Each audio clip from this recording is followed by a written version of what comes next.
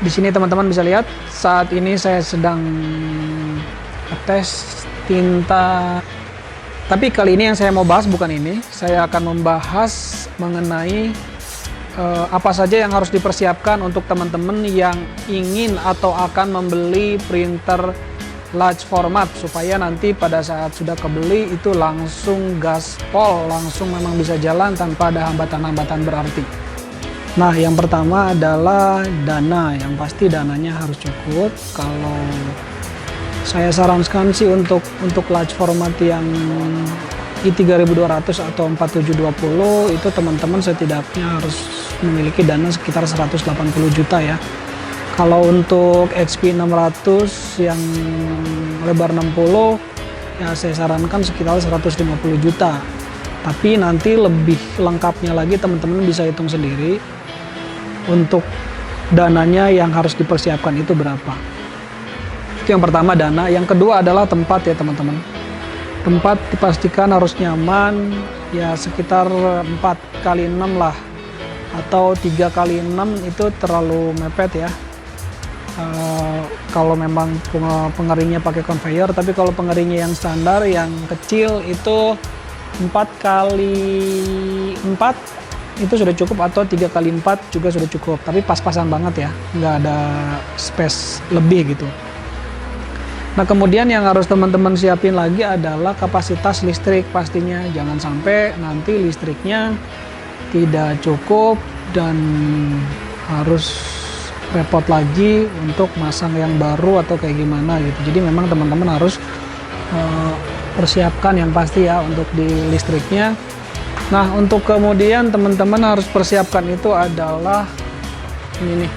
Saya sih sarankan ya, untuk sistem pembuangan asap.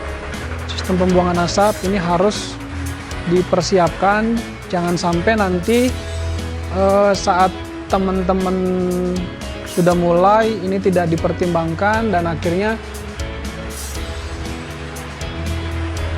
teman-teman malah jadi nggak sehat ya, karena ini kan kimia, itu asapnya nanti beracun, tidak baik juga buat kesehatan teman-teman yang make atau operator juga ya. Nah, kemudian yang harus dipersiapkan, nggak mesti sih, adalah stabilizer atau UPS. Kalau seandainya memang teman-teman tegangan listriknya bagus, tidak apa-apa, nggak usah juga, nggak apa-apa, harus dicek dulu aja. Tapi kalau seandainya tegangan listriknya kurang bagus, itu memang harus disediakan stabilizer atau UPS. Lebih bagus lagi UPS kalau memang dananya cukup. Kemudian yang harus teman-teman perhatikan lagi adalah grounding dari listriknya. Karena kalau groundingnya nggak bagus, maka akan cepat merusak head juga. Kebetulan di sini saya sudah cek groundingnya dan cukup baik, sehingga sampai saat ini juga masih oke ya. Sudah jalan 7 bulan, masih oke, nggak ada masalah. Tapi saya dengar-dengar teman-teman yang groundingnya jelek itu ada yang sebulan 2 bulan sudah rusak headnya. Untuk mengeceknya sendiri teman-teman bisa lihat di YouTube ya caranya, dengan dengan pakai pengukur daya listrik. Nanti boleh saya cantumkan juga linknya di deskripsi ya, buat teman-teman yang memang pengen tahu cara gimana mengukur grounding yang baik untuk si listrik. Kemudian adalah PC ya. Kemudian PC-nya sendiri juga saya sarankan ya memang yang cukup baik pakai SSD ya. Penyimpanan internalnya pakai SSD. Kemudian prosesornya yang cukup bagus, Core i5 kalau bisa, generasi terbaru yang memang oke di Windows 7 lah ya. Kebetulan di sini saya pakai Mindtop-nya bisa diinstal di Windows 10, tapi print manajernya saya nggak tahu, nggak bisa, hanya bisa di Windows 7. Jadi mau tidak mau saya bikin spek tertinggi yang kompatibel ke Windows 7 supaya aman. Print manager dan software RIP-nya bisa diinstal di satu komputer, jadi nggak perlu mindahin data, bisa dikerjain di satu komputer aja. Nah, kemudian yaitu di software ya, software yang memang dipakai untuk mempermudah pekerjaan kita. Kalau untuk saya sendiri di sini ada CorelDRAW, ada Affinity, kemudian ada Photoshop. Itu saya gunakan ketiganya untuk masing-masing ya. Untuk Photoshop membuat layernya. Kemudian untuk Corel ya lebih enak kalau seandainya kita ada file-file yang baru dikerjakan atau baru dibikin, di Corel lebih simpel. Kemudian untuk Affinity juga sama fungsinya kayak Corel, hanya saja ada fitur-fitur yang memang lebih enak digunakan ya, terutama untuk layout panjang itu lebih enak di Affinity Designer. Oh ya, ini kita menggunakan Maintop ya, jadi memang harus bikin layer putih. Tapi ada, kalau teman-teman pakai software yang lain yang memang bisa sekalian bikin layernya langsung di softwarenya tanpa harus di Photoshop, berarti Photoshop nggak terlalu penting atau nggak perlu kalian install juga tidak apa-apa. Tapi saya kira orang-orang pasti selalu install sih kalau untuk Photoshop, sekedar hanya untuk edit-edit di PC atau laptop masing-masing. Ya, kemudian teman-teman saya sarankan untuk membeli pengatur suhu. Ini pengatur suhu ini tidak terlalu mahal sih, tapi ya lumayan lah, bisa masuk ke budget. Kemudian setelah itu ini ya teman-teman, ini namanya apa ya, pengecek atau pengukur daya tegangan listrik.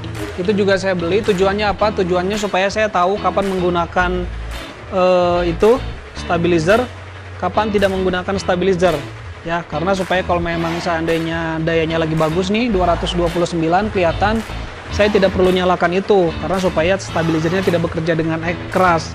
Tapi kalau seandainya dia dayanya lagi turun, maka itu akan saya pakai supaya kerjanya lebih stabil gitu.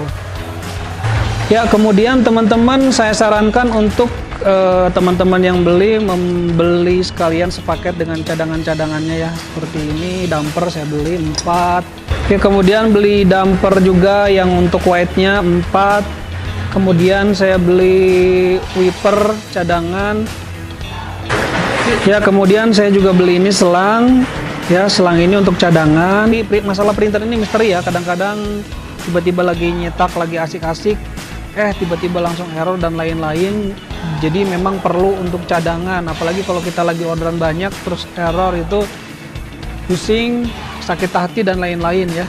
Ya, ini semua saya beli itu sebetulnya memang tidak dari awal, karena memang saya sendiri belum paham dan vendor juga tidak memberikan tidak memberikan arahan harus membeli ini atau tidak, karena memang dianggap tidak perlu sih sebetulnya ya. Tapi kalau saya sarankan, kalau memang ada budget, ini yang bagian penting-penting sekali harus dibeli. Ini kemarin saya baru ngalamin tuh di bagian robotiknya itu kegesek-kegesek, akhirnya ada yang bolong dan akhirnya saya pusing sendiri ya. Jadi mendadak, oke, sekarang kita ganti ini.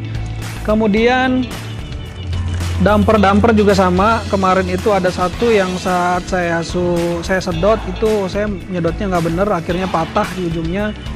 Ini waktu itu juga saya belum beli, akhirnya baru kepikiran, akhirnya beli 4. Itu kita ganti, yang patahnya ada di dalam sini, dan ini bisa buat cadangan lagi. Untuk yang putih juga memang belum ada kejadian untuk yang putihnya, tapi ini saya ganti juga, saya persiapkan juga supaya nanti kalau rusak enak, nggak usah harus nungguin dulu. Kalau rusak harus nungguin kan kerjaan terhambat ya. Dan kemudian wiper juga, ini wiper ini cadangan, saya ada lagi juga di situ. Kemarin kalau tidak salah saya beli cukup banyak ya, 4 apa 5, baru diganti 1. Jadi nanti kalau seandainya wipernya itu sudah kurang baik untuk menyapu, membersihkan si tinta yang ada di bagian ini ya, bagian bawahnya itu, setidaknya kita sudah bisa punya cadangan untuk mengganti. Ya, saya kira itu aja sih teman-teman yang memang harus teman-teman persiapkan supaya nanti pada saat kalian sudah beli large formatnya itu benar-benar langsung jalan, benar-benar langsung cuan. Dan kalau ada kendala-kendala kecil itu kalian tidak harus mengorbankan orderan kalian terhambat, pusing, ngehubungin teknisi dan lain-lain, karena teknisi tidak akan bisa datang setiap saat. Ya, saya ulang lagi teman-teman, kalau memang video ini bermanfaat, bantu like, comment, subscribe, dan share supaya kami lebih semangat untuk membuat video-video yang memotivasi teman-teman. Ya, terima kasih.